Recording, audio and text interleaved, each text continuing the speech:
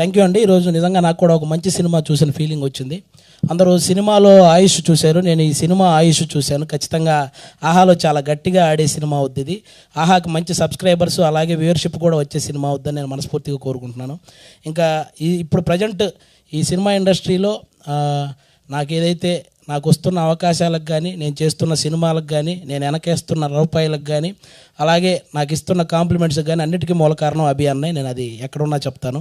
అభి అన్న లేకపోతే ఈరోజు అసలు నేను ఇండస్ట్రీలో అంటే ఇంత ముందుకైతే వచ్చేవాడిని కాదు, అసలు ఇండస్ట్రీకి కూడా వచ్చేవాడిని కాదేమో అభి అన్న అనేవాళ్ళు లేకపోతే.